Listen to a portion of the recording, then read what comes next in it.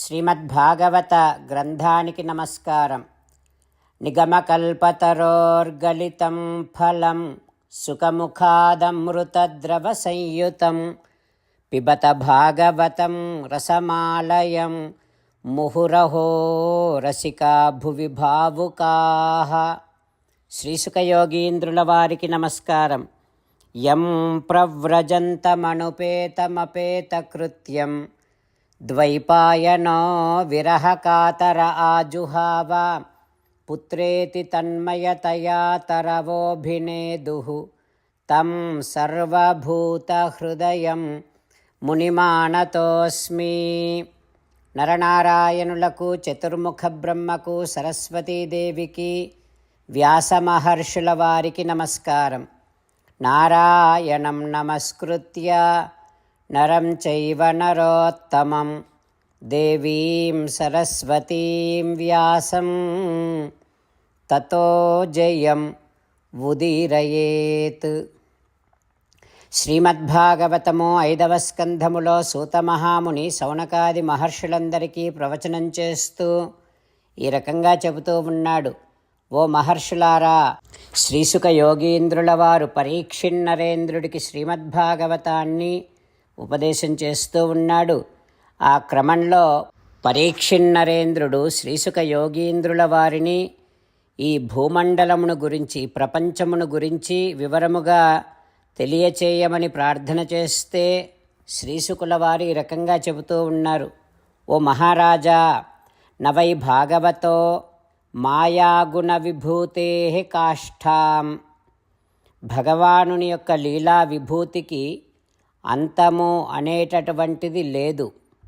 ఈ లీలా విభూతి సత్వరజస్తమో గుణములతో ఉండేటటువంటి ప్రకృతి చేత ఏర్పడిన అనేకమైన అనంత బ్రహ్మాండములతో నిండి ఉండేటటువంటిది ఈ లీలా విభూతి.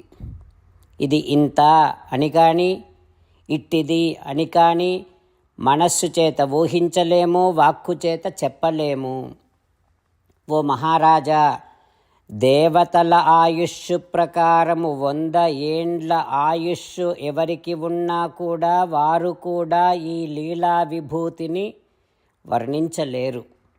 అయితే అందులో ముఖ్యమైనటువంటి వాటిని, తెలుసుకోవలసినటువంటి కొన్నింటిని నామరూపమాన లక్షణతో వ్యాఖ్యాస్యామః. వాటిని గురించి వివరించి చెబుతాను, విను. ఈ భూమండలము ఒక తామర పుష్పములాగా విస్తరించి ఉంటుంది. అది 7 ద్వీపములుగా ఉంటుంది. అందులో మధ్యలో ఉన్నటువంటిది జంబూద్వీపము. దీని విస్తారము 80 లక్షల మైళ్ళు, అంటే 1,00,000 యోజన విస్తీర్ణము. ఈ జంబూద్వీపములో 9 వర్షములు ఉంటాయి. ఒక్కొక్కటి 9,000 యోజనాలు, అంటే 72,000 మైళ్ళు. అట్లాంటి వైశాల్యము కలిగి ఉంటాయి ఒక్కొక్క వర్షము.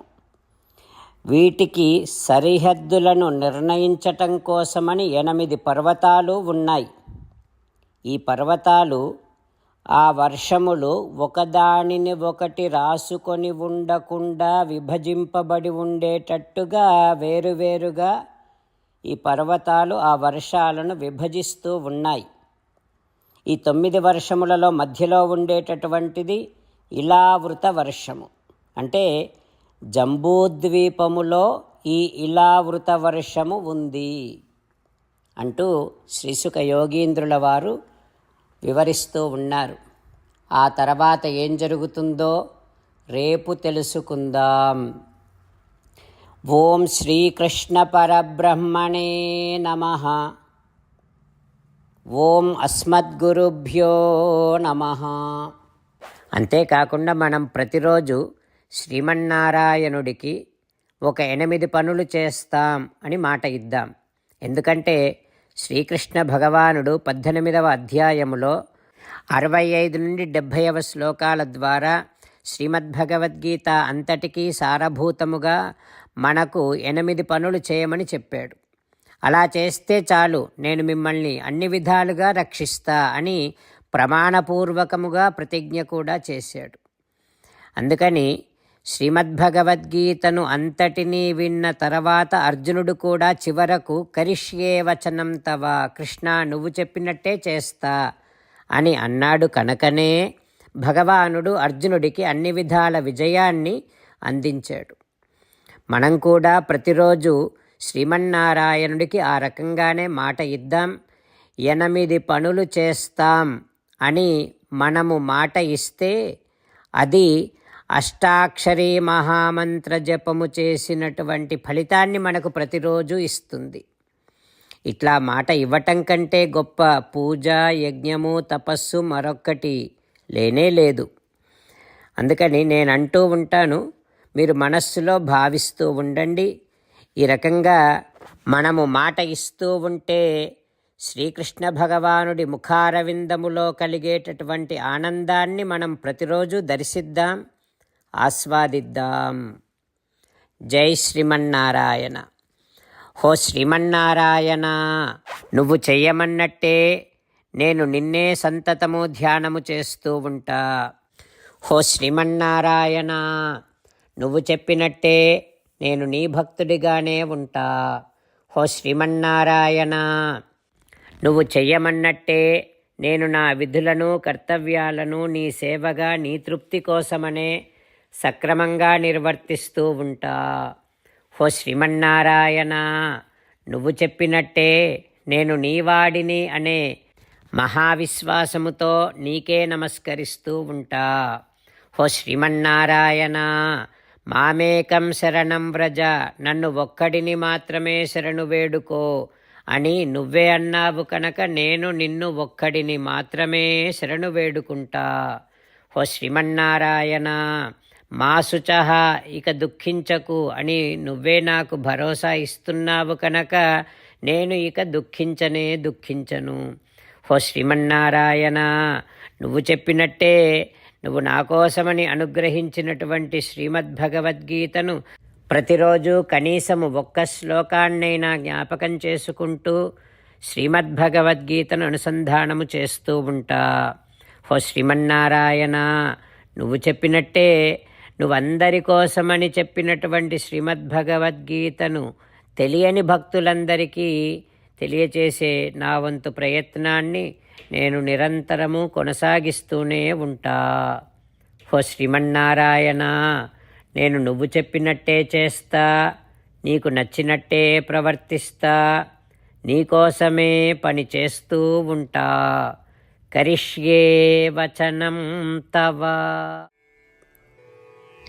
జై శ్రీమన్నారాయణ. భక్తులకు ప్రత్యేకమైనటువంటి విజ్ఞాపన. మీకు అన్ని విషయాలలో వెంటనే మంచి ఫలితాలు రావాలి అనంటే ప్రతిరోజు 1 నిమిషం వెచ్చించి నారాయణాస్త్రాన్ని చదవండి.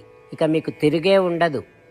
నారాయణాస్త్రాన్ని పొందడానికి మీరేం చేయాలంటే నారాయణాస్త్రం అనే వెబ్సైట్కి వెళ్ళి మీ పేరు, మీ ఈమెయిల్ ఇస్తే మీ ఈమెయిల్కి నారాయణాస్త్రం PDF వస్తుంది. అందులో ఒక రామాయణ శ్లోకం, ఒక గీతా శ్లోకం, ఒక విష్ణునామం ఉంటాయి. ఆ 3ంటిని కలిపి నారాయణాస్త్రం అంటాం. ప్రతి ఒక్కరికి వేరువేరు శ్లోకాలను ఇస్తున్నాం. ఆ రకంగా ఎవరి శ్లోకాన్ని వారు ప్రతిరోజు తప్పనిసరిగా చదవటం వలన ప్రతిరోజు ప్రతి 24,000 భక్తులతో ఒకసారి సంపూర్ణ రామాయణ పారాయణ, 33 సార్లు శ్రీమద్భగవద్గీత పారాయణ, 24 సార్లు శ్రీ విష్ణు సహస్రనామ స్తోత్ర పారాయణ జరుగుతుంది. ప్రతి ఒక్కరికి అంతటి విశేష ఫలితము ప్రతిరోజు లభిస్తుంది.